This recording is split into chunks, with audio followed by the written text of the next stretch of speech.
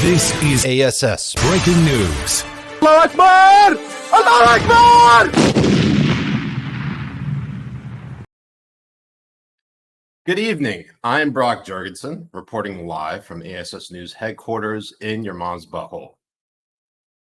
Tonight, we are going to be talking about Netflix. Netflix has seen a massive drop in subscribership. Over 200,000 subscribers have dropped off, unsubscribing, completely falling off Netflix in the first quarter. Where will Netflix turn from here? Well, some are saying that Netflix has gone too woke. Will they be able to recover? And will they start cracking down on every single one of those people, you know who you are, who are basically sharing your family members or your loved ones' Netflix account? I'm looking at you, Ruzzy. Joining us right now is the Chief Content Officer from Netflix, the Leather Q. Mr. Q? Hi. Hi, how's it go? And just so you know, I know you don't know, and it's okay, but we don't use gendered languages here. Mr. It's not Mr. It's just the letter Q. Thank you. Okay, the Leather Q, thank you so much for joining us. We appreciate the time you're Happy taking to out be of here. Thank you. Are you sure, sir? Are you sure, Leather Q, that you're happy to be here? It seems like it's been quite a rough week at Netflix. Can you tell us how things are going at headquarters? Nothing could be better. We have amazing content that we're making for Q2 that we think is going to turn this ship around, and it's going to get even more subscribers onto our platforms. We are very excited for all of this. So before we get into some of those titles that you've sort of teased about in this interview for us to bring you on, as we had zero interest in talking to you, what's the feeling like at Netflix headquarters, having lost 200,000 subscribers in the first quarter? Yeah. Well, I mean, most of this has to do with password sharing. You know, I mean, even though my ideology is socialism and everybody shares everything and all that kind of stuff, we need to make money. So please stop sharing your password with your grandmother. She's going to die either way. Tell your 30-year-old son to get a fucking job. We need to get paid. So how much money do you think you've lost from people sharing their passwords with other family members? We believe that we could have had anywhere between 2 million to 300 million extra subscribers if we stopped password sharing.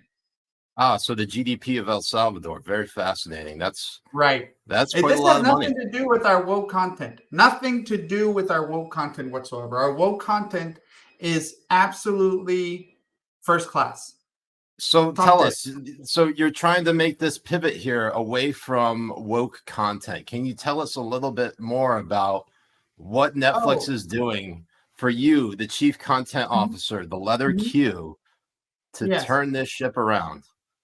Right. So we're very excited that we're going to be headlining more LGBTQ friendly content, and we're going to be pushing it down our subscribers' throats even further, because the deeper it goes, the more it stays.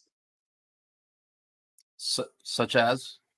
Well, the first one that we're really excited about that we will be showcasing here in a little bit, and it's going to be Zelensky and Putin, Love and War.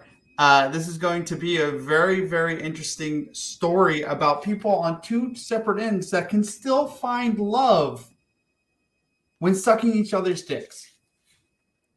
That sounds very fascinating and quite a unique spin on the current situation in Eastern Europe. Does it have a happy ending? We believe it will have two happy endings. And the reason why we believe this is because more and more science and experts, they say men like Putin are really just in the closet.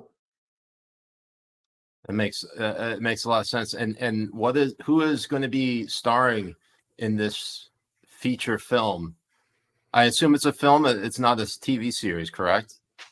That is correct. It's going to be a movie directed by Christopher Nolan, and it's going to star the very first gay incel lib, Siraj Hashmi, as Zelensky.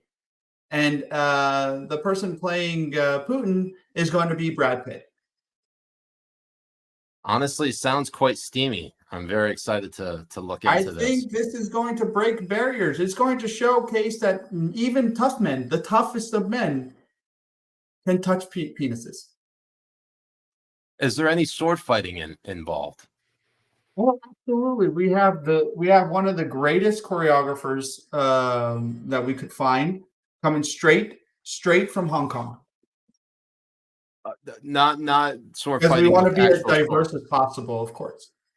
But not sword fighting with actual swords. I mean, with touching tips. That's the only sword fighting I know.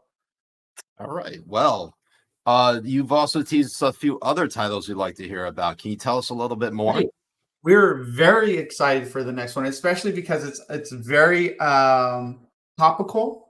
We think it's going to really cause some turn heads and everything. And this is going to be a love story between Mickey Mouse and DeSantis. And we're going to be calling it Your Kingdom in My Heart. That is sounds like another LGBTQ love story. Yes, it really is. And it also goes into the human ability of bestiality as well, because we want to showcase that we are an accepting, progressive people, and we accept everyone for who they are. It doesn't matter what you love. It could be a little mouse. It could Sounds be like the next sex. COVID-19 strain, honestly. Right, and I think Mickey Mouse is a great character. And I honestly think he gets pegged by Minnie Mouse. So I don't think this is going to be too far off of like what we can expect from Mickey Mouse. Well, considering how Disney in real life is currently getting pegged by Ron DeSantis, it makes complete sense to me. It makes sense just to bring that type of story into a love story.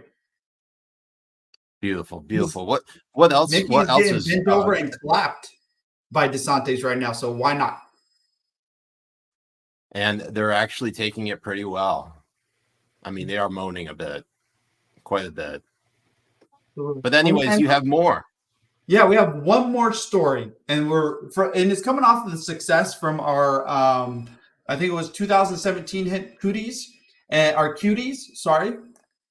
And what we're going to be doing this time around is going to be Cuties 2.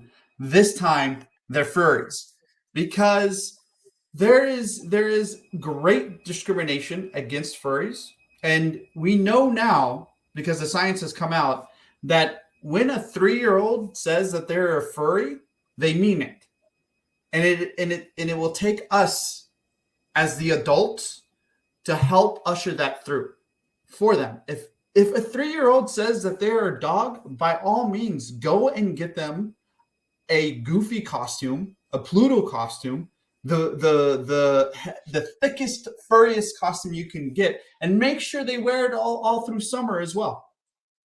We're here Honestly, to be accepting. It sounds powerful. Is Candace in it? Candace? Candace who? Habibi.